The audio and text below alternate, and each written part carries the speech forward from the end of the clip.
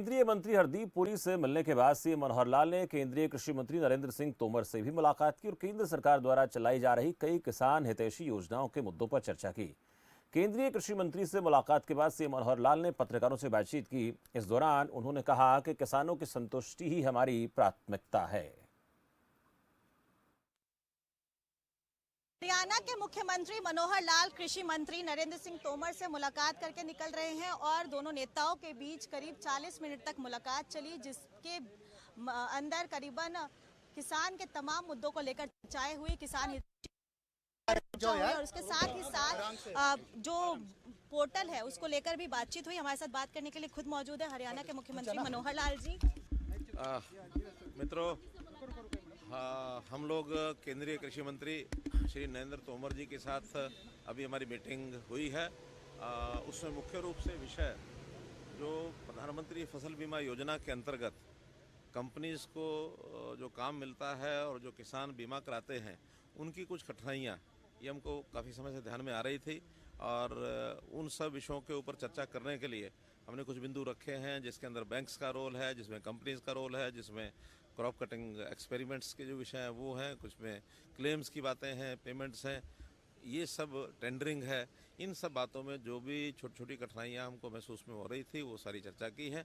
काफ़ी चीज़ों का समाधान तो उन्होंने बताया है, लेकिन एक मीटिंग और हमारे अधिकारी उनके अधिकारियों के साथ मिलकर के बात करेंगे। उसमें कंपनीज़ के जो रिप्रेजेंटेटिव होंगे, इंश्योरेंस कंपनीज़ के, वो भी होंगे ताकि उन कठिनाइयों को दूर कर सकें। हमारा अल्टीमेट गोल है किसान की संतुष्टि।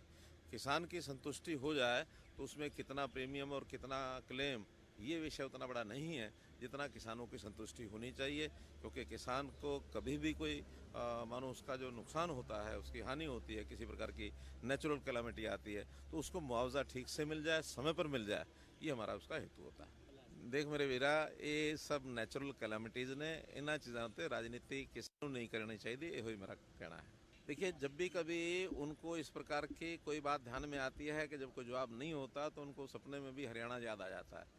तो मानो प्रदूषण है तो हरियाणा याद आता है, पानी है तो हरियाणा याद आ जाता है, कोई और बात होती है तो हरियाणा याद आ जाता है। इसलिए कम से कम इन चीज़ों पर राजनीति न करें, इतना ही मेरा कहना है। क्योंकि पानी जो है हथनी कुंड बैराज वो एक सिंपल बैराज है, वो डैम नहीं है। तो बैराज में तो एक थोड़ी सी कैपेसिटी होती है अपना पानी रेगुलेट करने की, तो पानी रेगुलेट होता है। 1 लाख क्यूसेक से पानी ज़्यादा आते ही नेचुरली पानी वो बह करके जिधर उसको रास्ता मिलता हो जाता है, जिसके कारण से हमारे अपने ज़िले वो भी प्रभावित हुए हैं, जिसमें यमुना जिला प्रभावित हुआ, करनाल प्रभावित हुआ, पानीपत प्रभावित हुआ, सोनीपत प्रभावित हुआ। अब दिल्ली में प्रभाव है, पानी जैसे आगे बढ़ेगा उससे फरीदाबाद और पलवल हमारे अपने भी 6-7 जिले प्रभावित होते हैं। इसलिए ये कहना गलत है कि कहाँ से पानी छूटा और कहाँ पानी गया। अगर पानी आगे छोड़ना नहीं, हमारी कैपेसिटी 1 लाख की है, 1 लाख से ज़्यादा पानी हाथ होते ही पानी वहाँ से अपने आप आता है। हमारा छोड़ने ना छोड़ने का विषय नहीं है। धन्यवाद।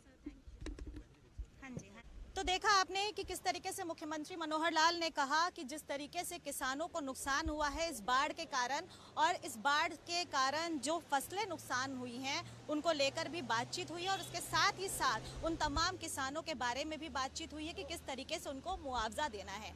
और मुख्यमंत्री ने यह भी कहा कि जो हथनीकुंड बैराज से पानी छोड़ा जा रहा है, जब वो 1 लाख की कैपेसिटी को क्रॉस कर जाता है तो पानी ऑटोमेटिक पहुंचने लगता है, और इसीलिए दिल्ली में पानी पहुंच रहा है। इस पे हरियाणा का कोई बस नहीं है। नई दिल्ली से कैमरा पर्सन रोहन के साथ मैं प्रियंका राय, खबर फर्स्ट।